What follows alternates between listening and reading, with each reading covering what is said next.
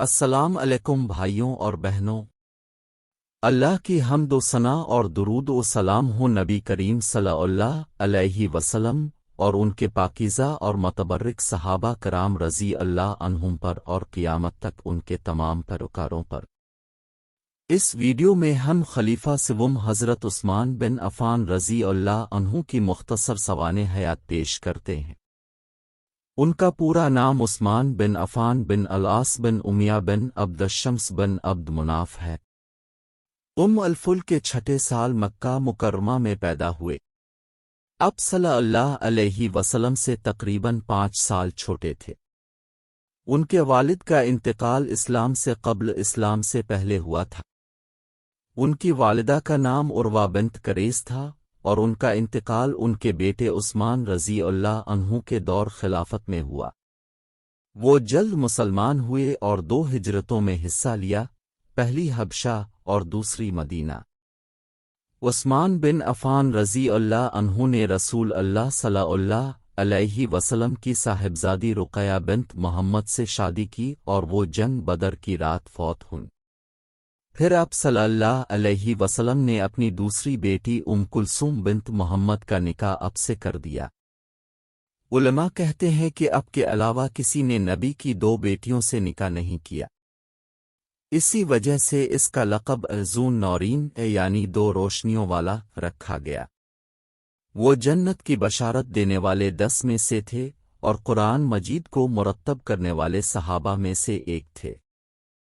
عثمان رضی اللہ عنہ نے مجموعی طور پر 8 شادیاں کیں اور 5 بیویوں سے ان کے 9 بیٹے تھے۔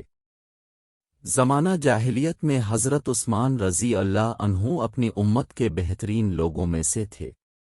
وہ اعلیٰ مرتبے کا حامل، نہایت دولت مند، انتہائی متوسط اور فصاحت و بلاغت کا مالک تھا۔ اس کے لوگ اس سے بہت پیار کرتے تھے اور اس کی عزت کرتے تھے۔ اس نے کبھی کسی بت کو سجدہ نہیں کیا اور اسلام سے پہلے بھی کبھی کوئی غیر اخلاقی حرکت نہیں کی۔ وہ اسلام سے پہلے شراب بھی نہیں پیتا تھا۔ وہ حسب و نسب، ضرب المثل اور اہم واقعات کی تاریخ پر عبور رکھتے تھے۔ اس نے شام اور ایتھوپیا کا سفر کیا اور غیر عرب لوگوں کے ساتھ گھل مل گئے، ان کی زندگیوں اور رسوم و رواج کے بارے میں ایسی باتیں سیکھیں جو کوئی اور نہیں جانتا تھا۔ اس نے اپنے باپ سے وراثت میں ملنے والے کاروبار کی دیکھ بھال کی اور اس کی دولت بڑھتی گئی۔ آپ کا شمار قبیلہ بنو امیہ کے ان مردوں میں ہوتا تھا جن کی تمام قریش میں عزت تھی۔ چنانچہ حضرت عثمان رضی اللہ عنہ کو اپنی قوم میں اعلیٰ درجہ کا درجہ دیا جاتا تھا اور ان سے بے پناہ محبت کی جاتی تھی۔ عثمان رضی اللہ عنہ اور ان کی اہلیہ رقیہ رضی اللہ عنہا جو کہ رسول اللہ صلی اللہ علیہ وسلم کی صاحبزادی ہیں، 10 مسلمان مردوں اور 3 عورتوں کے ساتھ حبشہ کی طرف ہجرت کی۔ کچھ مسلمان بعد میں ان کے ساتھ ہجرت کر گئے۔ تمام ہجرت کرنے والے مسلمانوں نے حبشہ میں حفاظت، سلامتی اور عبادت کی آزادی پائی۔ عثمان رضی اللہ عنہ کے ایتھوپیا میں پہلے سے ہی کچھ کاروباری رابطے تھے، اس لیے وہ بطور تاجر اپنے پیشے پر عمل پیرا رہے۔ قرآن پاک ابتدائی مسلمانوں کی حبشہ کی طرف ہجرت کا ذکر کرتا ہے، جیسا کہ اللہ تعالیٰ فرماتا ہے، اور جن لوگوں نے اللہ کی راہ میں ہجرت کی اس کے بعد کہ ان پر ظلم ہوا تو ہم انہیں دنیا میں ضرور اچھا ٹھکانہ دیں گے، لیکن آخرت کا اجر تو اس سے بھی بڑھ کر ہے، اگر وہ جانتے ہیں۔ جب اہل مکہ کے مسلمان ہونے کی افواہ پھیلی تو حبشہ کے مہاجرین تک اس کی خبر پہنچی تو وہ واپس آ گئے، لیکن جب مکہ کے قریب پہنچے تو معلوم ہوا کہ یہ خبر جھوٹی۔ اس کے باوجود تمام مہاجر شہر میں داخل ہوئے۔ واپس آنے والوں میں عثمان رضی اللہ عنہ سے اور رقیہ رضی اللہ عنہ بھی تھے اور وہ مکہ میں دوبارہ آباد ہو گئے۔ حضرت عثمان رضی اللہ عنہ مکہ میں رہے یہاں تک کہ اللہ تعالیٰ نے مدینہ کی طرف ہجرت کی اجازت دے دی۔ سب سے مضبوط عنصر جس نے عثمان رضی اللہ عنہ کے کردار کو تشکیل دیا، ان کی صلاحیتوں کو سامنے لایا اور ان کی روح کو پاکیزہ بنایا، وہ رسول اللہ صلی اللہ علیہ وآلہ وسلم کے ساتھ ان کی صحبت اور آپ کے ہاتھ پر مطالعہ کرنا تھا۔ عثمان رضی اللہ عنہ مسلمان ہونے کے بعد مکہ مکرمہ میں رسول اللہ صلی اللہ علیہ وسلم کے قریب رہے اور ہجرت کے بعد مدینہ میں آپ کے قریب رہے۔ عثمان رضی اللہ عنہ ہمیں بتاتے ہیں کہ وہ کیسے رسول اللہ صلی اللہ علیہ وسلم کے قریب رہے، جیسا کہ آپ نے فرمایا، اللہ تعالیٰ نے محمد صلی اللہ علیہ وآلہ وسلم کو حق کے ساتھ بھیجا اور ان پر کتاب نازل کی، اور میں اللہ اور اس کے رسول صلی اللہ علیہ وآلہ وسلم کو قبول کرنے اور ایمان لانے والوں میں سے تھا۔ میں رسول اللہ صلی اللہ علیہ وسلم کا داماد ہوا اور میں نے براہ راست اب صلی اللہ علیہ وسلم سے ہدایت حاصل کی۔ حضرت عثمان رضی اللہ عنہ کو قرآن مجید سے گہرا لگاؤ تھا۔ ابو عبد الرحمن السلمہ رضی اللہ عنہ سے روایت ہے کہ جن لوگوں نے قرآن پڑھایا، جیسا کہ عثمان بن عفان، عبداللہ بن مسعود وغیرہ نے ہمیں بتایا کہ جب وہ رسول اللہ صلی اللہ علیہ وسلم سے 10 آیات سیکھتے تو ان سے آگے نہیں بڑھتے تھے جب تک کہ وہ اس میں موجود علم کو نہ سیکھ لے، انہیں اور اسے عمل میں کیسے لاگو کرنا ہے۔ انہوں نے کہا تو ہم نے قرآن اور علم اور اس کا اطلاق ایک ساتھ سیکھا، اس لیے وہ ایک سورہ حفظ کرنے میں کچھ وقت لگاتے تھے۔ حضرت عثمان رضی اللہ عنہ قرآن کے حافظ تھے اور ہر وقت قرآن پڑھتے تھے۔ حضرت عثمان رضی اللہ عنہ نے وفات سے پہلے حضرت محمد صلی اللہ علیہ وسلم کو پورا قرآن پڑھ کر سنایا۔ عثمان رضی اللہ عنہ اور ان کی اہلیہ رقیہ رضی اللہ عنہ مدینہ کی طرف ہجرت کرنے والے مسلمانوں میں سے تھے۔ آمد پر عثمان رضی اللہ عنہ نے تھوڑی دیر بعد خریدا گھر میں منتقل ہونے سے پہلے ابو طلحہ بن ثابت رضی اللہ عنہ کے ساتھ رہے۔ رسول اللہ صلی اللہ علیہ وسلم کے مدینہ منورہ میں آباد ہونے کے بعد اپنے اسلامی ریاست کی بنیادیں رکھنا شروع کر دیں۔ عثمان رضی اللہ عنہ مملکت اسلامیہ کے ستونوں میں سے ایک تھے اور انہوں نے کسی مشورے، رائے دولت سے باز نہیں رکھا۔ غزوہ بدر کے علاوہ ہر بڑی تقریب میں وہ موجود تھے۔ جب مسلمان جنگ بدر میں لڑنے کے لیے نکلے تو عثمان رضی اللہ عنہ کی بیوی رقیہ رضی اللہ عنہ بیمار تھیں اور اپنے بستر پر اس وقت تک محدود تھیں جب ان کے والد محمد صلی اللہ علیہ وسلم نے مسلمانوں کو قریش کے قافلے کو روکنے کے لیے بلایا۔ عثمان رضی اللہ عنہ نے رسول اللہ صلی اللہ علیہ وسلم کے ساتھ نکلنے میں جلدی کی، لیکن اب صلی اللہ علیہ وسلم نے عثمان رضی اللہ عنہ کو ان کے ساتھ جانے کی اجازت نہ دی اور انہیں حکم دیا کہ وہ رقیہ رضی اللہ عنہا کے پاس رہیں اور ان کو دودھ پلائیں۔ رسول اللہ صلی اللہ علیہ وسلم نے حضرت عثمان رضی اللہ عنہ سے فرمایا، اگر آپ اپنی بیوی کے ساتھ رہیں تو عثمان رضی اللہ عنہ کو غزوہ بدر میں شریک ہونے والوں کے برابر ثواب اور حصہ ملے گا۔ عثمان رضی اللہ عنہ نے خوشی سے اطاعت کی اور اپنی بیوی رقیہ رضی اللہ عنہا کے ساتھ رہے۔ جب اس نے اپنی آخری سانسیں لی تو وہ اپنے باپ نبی صلی اللہ علیہ وسلم کو دیکھنے کے لیے ترس رہی تھی جو بدر کے لیے نکلے تھے۔ وہ اس زندگی سے رخصت ہو گئیں، لیکن اسے اپنے باپ نبی صلی اللہ علیہ وسلم کا دیدار نہ ہو سکا کیونکہ وہ بدر میں اپنے صحابہ کرام کے ساتھ جد و جہد کر رہے تھے اللہ کے کلمے کو اعلیٰ بنانے کے لیے، اور وہ اس کی تدفین میں شریک نہیں ہوئے۔ ان کے غمزدہ شوہر عثمان رضی اللہ عنہ نے اپنی پیاری بیوی کو البقیع مدینہ میں مسجد نبوی کے قریب مسلمانوں کا مقدس قبرستان میں دفن کیا۔ جنگ بدر سے رسول اللہ صلی اللہ علیہ وسلم کو اپنی بیٹی رقیہ رضی اللہ عنہا کی وفات کا علم ہوا تو آپ بقیع کی طرف نکلے اور اپنی بیٹی کی قبر پر کھڑے ہو کر اس کے لیے مغفرت کی دعا کی۔ رقیہ رضی اللہ عنہا کی وفات کے بعد رسول اللہ صلی اللہ علیہ وسلم نے اپنی بیٹی ام کلثوم رضی اللہ عنہا کا نکاح عثمان رضی اللہ عنہ سے 3 ہجری میں کیا۔ ذرائع کے مطابق ان کا اصل نام امیہ تھا اور وہ فاطمہ رضی اللہ عنہا سے بڑی تھیں۔ جیسا کہ ابو ہریرہ رضی اللہ عنہ سے روایت ہے کہ رسول اللہ صلی اللہ علیہ وسلم مسجد نبوی کے دروازے پر کھڑے ہوئے اور فرمایا، اے عثمان، جبرائیل نے مجھے بتایا ہے کہ اللہ چاہتا ہے کہ تم کلثوم سے رقیہ کے مہر کے بدلے شادی کرو اور ان کے ساتھ ایسا ہی حسن سلوک کرو۔ عثمان رضی اللہ عنہ اور کلثوم رضی اللہ عنہا کا نکاح جمادی الخرہ 3 ہجری میں ہوا۔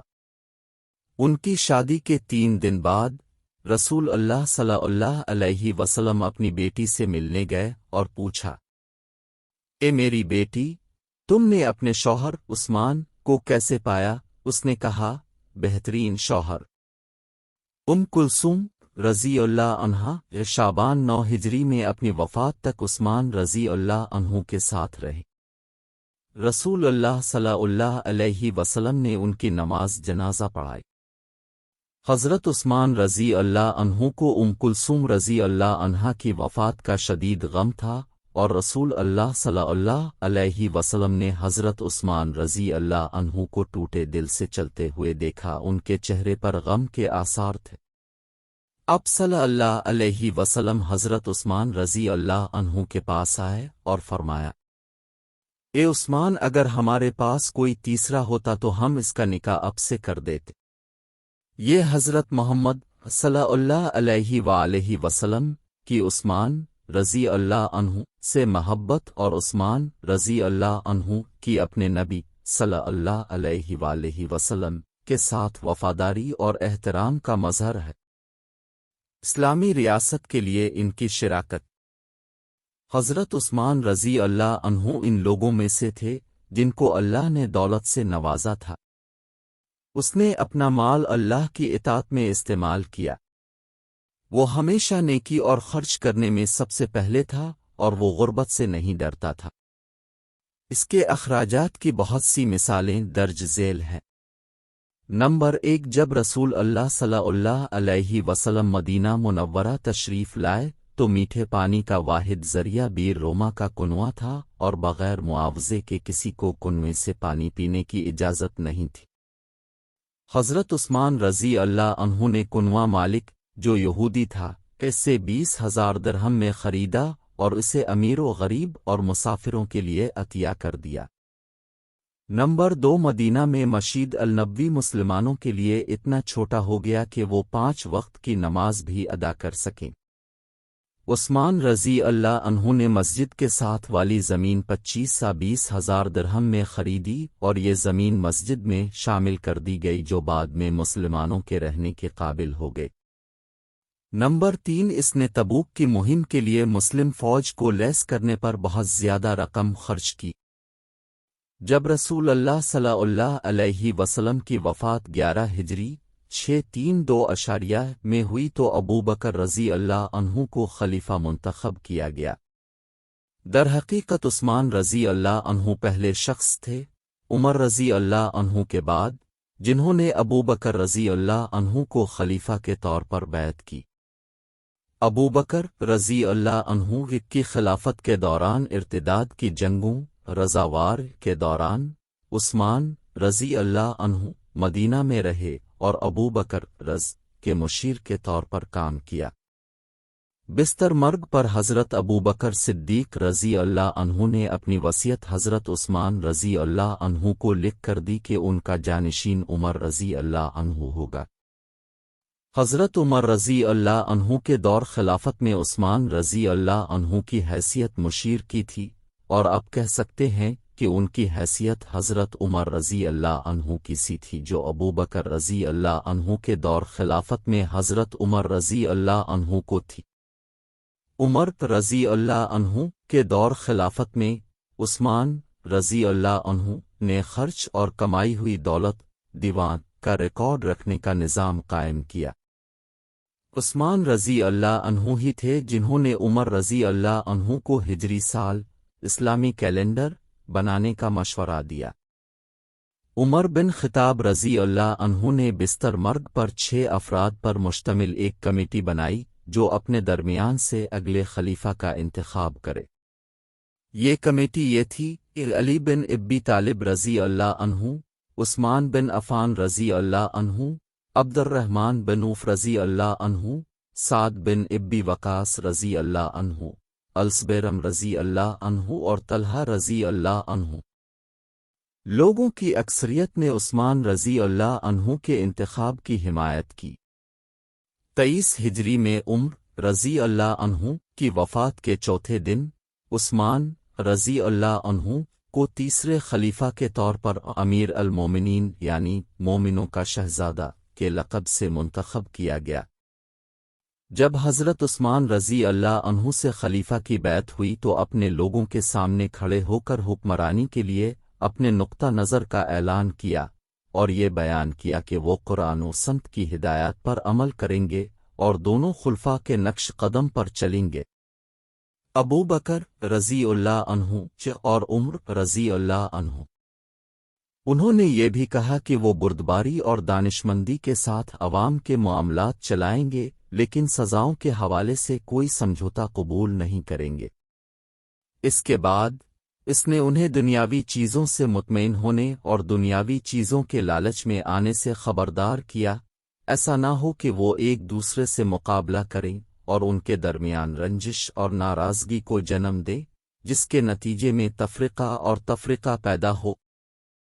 شوال 35 ہجری میں فساد برپا ہوا اور ظالموں نے حضرت عثمان رضی اللہ عنہ کو ان کے گھر 40 دن میں محصور کیا اور مسجد میں نماز پڑھنے اور پانی سے بھی منع کیا۔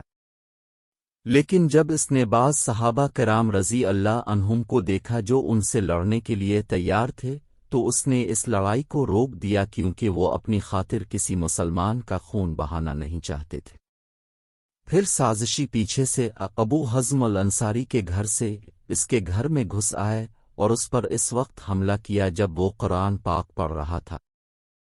اس کی بیوی نائلہ رضی اللہ عنہ نے اس کی حفاظت کی کوشش کی لیکن انہوں نے اسے تلوار سے مارا اور اس کی انگلیاں کاٹ دیں۔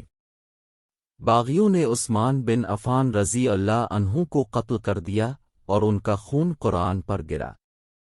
آپ کی شہادت 18 ذی الحجہ 35 ہجری 17 جون 656 کو ہوئی اور آپ کو مدینہ منورہ میں مسجد نبوی کے قریب البقیع مسلمانوں کے مقدس قبرستان میں دفن کیا گیا۔ اللہ تعالیٰ عثمان بن عفان رضی اللہ عنہ پر رحم فرمائے اور ان سے راضی ہو اور ہمیں اپنی جماعت میں جمع کرے، آمین۔